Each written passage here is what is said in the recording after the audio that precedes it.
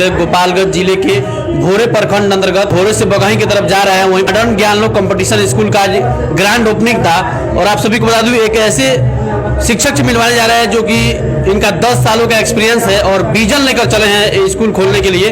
और इनके पढ़ाए हुए छात्र आज बड़े बड़े सैनिक स्कूल, सिमुतल्ला स्कूल और बड़े बड़े जामिया इस्लामिया जैसे स्कूल पर आज पढ़ रहे हैं और कंपटीशन बीट करके।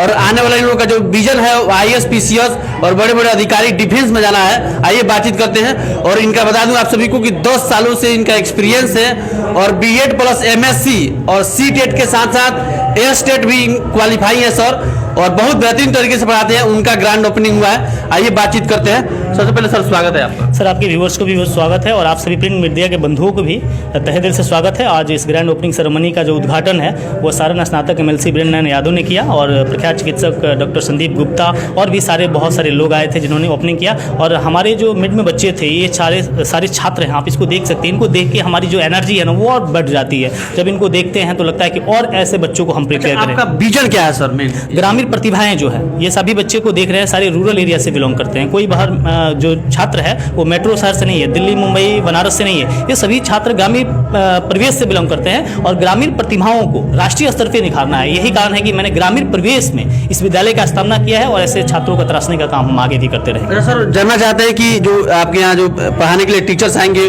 वो कहाँ कहाँ कराएंगे और आपका सर एजुकेशन क्या है? देखिए मैं तो PG किया हूँ, MSc मैंने फिजिक्स में ऑनर्स MSc में फिजिक्स से ऑनर्स किया है और B.Ed भी किया है। क्योंकि B.Ed इसलिए इंपॉर्टेंट हो जाता है कि जब आप किसी शैक्षिक मतलब स्कूलिंग कराते हैं तो B.Ed करना बहुत ज़रूरी है, क्योंकि एजुकेशनल ट्रेनिंग वही है। तो B.Ed भी मैंने की है। उसके साथ साथ जो टीचर एलिजिबिलिटी टेस्ट होता है, C.TET होता है, A.STET होता है, मैंने TGT की भी परीक्षाएं पास की है। और उसके बाद से इस स्कूल का संचालन करने में आपका जो थोड़ा सा लीडरशिप होता है वो बहुत बेहतरीन हो जाता है। और जो टीम होगी, जो टीचर्स होंगे वो वेल क्वालिफाइड टीचर होंगे। मैटर ये नहीं करता है कि टीचर इंग्लैंड का है, फ्रांस का है। मैटर ये करता है कि जिन बच्चों को जिस चीज़ को पढ़ा रहे हैं उनके सिलेबस के ऊपर उनका कमांड होना चाहिए, जो बच्चों को चाहिए। एग्जाम ओरिएंटेड पढ़ाइए ताकि बच्चों के आने वाले प्रिपरेशन में जो तैयारी कर रहे हैं, एग्जामिनेशंस होंगे, वहाँ आपका पढ़ाया हुआ चीज़ आए, तब बच्चे क्रैक करेंगे। तो टीचिंग टीम बेहतर होगी, इसका आप विश्वास रखें। क्योंकि टीचिंग टीम जब मैं हायर करता हूँ तो उसके कई पहलू होते हैं। बच्चों के साथ उनका क्लास होता है, फिर हम लोग उनका रिटन टेस्ट भी लेते हैं और उसमें हमको महारत हासिल है। बहुत पहले से हम ये चीज़ करते आ रहे हैं। हमने देखा कि शिक्षा इस समय व्यवसाय बन गया है, लेकिन आपका मुख्य पर्पज क्या है? आपने सोचा, कहा है कि अभी स्पीच दे रहे थे कि हम समाज से जुड़ना चाहते हैं, लोग हम पर भरोसा करें। आखिर में क्यों? क्योंकि मैं भी उस गरीबी को देखा है। मुझे आप देख रहे हैं तो मैं किसी मिनिस्टर का बेटा नहीं हूँ, IAS IPS का बेटा नहीं हूँ। मैं भी एक मिडिल क्लास फैमिली से बिलोंग करता हूँ और कहा जाता है दुखिया का दर्द दुखिया ही जानता है। उस गरीबी को मैंने देखा है। बहुत सारे ऐसे छात्र हैं जो पढ़ना चाहते हैं, बहुत सारे अभिभावक हैं जो अपने बच्चों को पढ़ाना चाहते हैं, लेकिन आर्थिक तंगी उनके उस ड्रीम में रोड़ा बनती है। तो मैं नहीं चाहता हूँ किसी छात्र के साथ जो आर्थिक तंगी है वो रोड़ा बने। तो उन बच्चों को बहुत मिनिमम फी में, और मैं आपसे वादा करता हूँ ऑन कैमरा, प्रत्येक वर्ष मैं 5 बच्चों को अडॉप्ट करूंगा। प्रत्येक वर्ष इस चीज़ को बढ़िया से चलाएंगे। 5 बच्चों को? हाँ, 5 बच्चों को प्रत्येक वर्ष अडॉप्ट करूंगा और उन्हें मुफ्त में शिक्षा दूंगा। और उन बच्चों को इन जैसे बच्चों जैसा बनाना चाहूँगा ताकि वो बच्चे जब बड़े हों तो देखें कि समाज का कोई ऐसा हिस्सा भी था। जैसे आपने व्यवसायीकरण का बात किया कि कोई ऐसा भी स्कूल था जो गरीब बच्चों के ऊपर भी ध्यान दिया। यदि हमारे जैसे बहुत सारे शिक्षक संचालक और कुछ बच्चों को अडॉप्ट करते जाए तो हजारों बच्चों का भविष्य सुधर सकता है। और कोई दान करना है तो शिक्षा दान कीजिए, इससे आपका कई जनरेशन बदल जाएगा। अच्छा, आपके पास एजुकेशन और डिग्रियां इतने हैं, एक्सपीरियंसेस बहुत हैं, तो आप चाहते तो UPSC BPSC भी क्लियर कर लेते, लेकिन स्कूल की स्थापना कभी कभी बहुत एक टसन रहता है कि हम लोगों का सैनिक नवोदय में नहीं हो पाया। और हमारी बहुत इच्छा थी कि उन विद्यालयों में पढ़ना। हमने CHS का भी एग्जाम दिया था। मेरे एक मित्र थे सुमित पांडे जो अभी IAS हैं, ADM हैं त्रिपुरा में।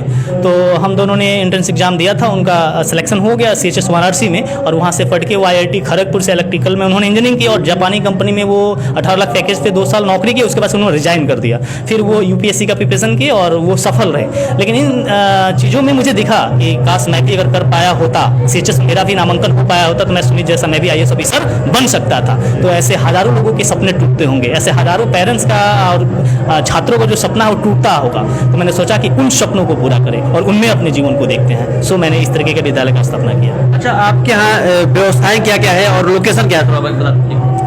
देखिए हमारे यहाँ सबसे पहले तो रेसिडेंस में आवासीय बच्चे रहते हैं। हमारे यहाँ समस्तीपुर, अयोध्या और आपके चित्रकूट से भी एडमिशन हुआ है हमारे विद्यालय में, जो आवास में रहते हैं। और इसमें बहुत सारे छात्रों को आप देख रहे हैं, बहुत सारे छात्र जो है आवास में रहकर पढ़े भी हैं, तो उसका भी एक एडवांटेज है। लेकिन जो नज़दीक के बच्चे हैं वो पर डे आके डे केयर में स्कूलिंग कर सकते हैं, और उनके लिए ट्रांसपोर्ट की भी व्यवस्थाएँ हैं। अगर वो सेल्फ अपनी ट्रांसपोर्ट की व्यवस्था कर सकते हैं तो सेल्फ भी ट्रांसपोर्ट से आ सकते हैं, या रेसिडेंस में भी रह के वो पढ़ाई कर सकते हैं सर।